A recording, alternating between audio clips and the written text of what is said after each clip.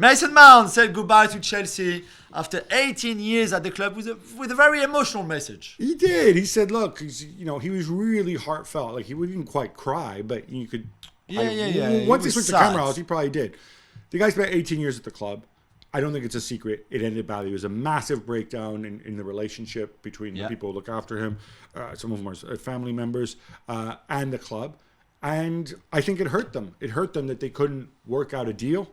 We can debate the ins and outs, the long-term strategy, but I really like that. I like that rather than, the usual statement written by some PR muppet saying goodbye to the club. This felt really, really heartfelt. It did. Mauricio Pochettino arranged for an Argentine barbecue on his first day in the job at Chelsea, and he says that joining the club was an easy decision and that in the last 10, 12, 15 years, Chelsea were the greatest club in England.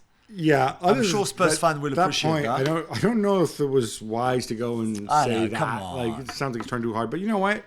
I like the Argentine thing. You see him; he's all smiley and stuff. I like it when you have happy Poch. Is it an easy decision? Sure.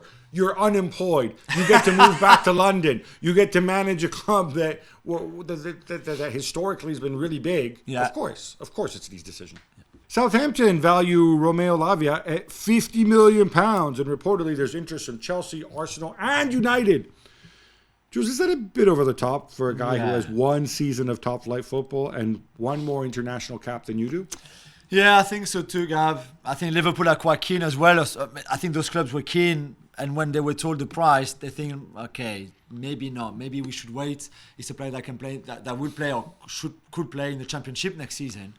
And as talented as he is, with his age too, and with the potential that he has, yeah, of course you can pay that now and take the gamble because he might be worth 80 million in 2 years. I don't know, but it's still a lot of money for someone with so little experience. So Man City have a buyback clause on him for 45 million. Yeah.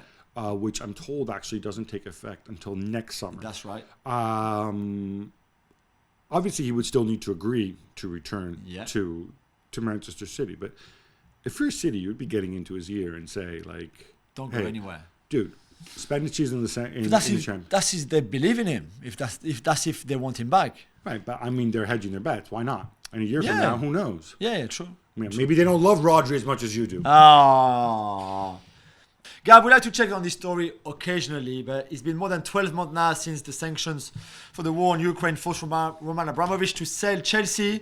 Todd Boehly and friends paid the £2.5 billion, and we were told it would go into a special fund to help the victims of the war in Ukraine. Why is the money still sitting in Abramovich's account, though, Gab? That's a really good question. I think this is an underreported story. You say that every 4 weeks we do this quick hit. Because we're the only people talking about it. No, seriously. The Times write about it, and we do. Nobody talks about this. I know. It all has to do with government rules and lawyers. This foundation. Lawyers? Who's blocking what? Like, who is blocking this? So basically, there's different rumors about what's actually happened. So it took the government a long, long time to create the legal framework for this foundation to operate. They hired a guy who used to work for UNICEF named Mike Penrose. He's supposed to administer this foundation.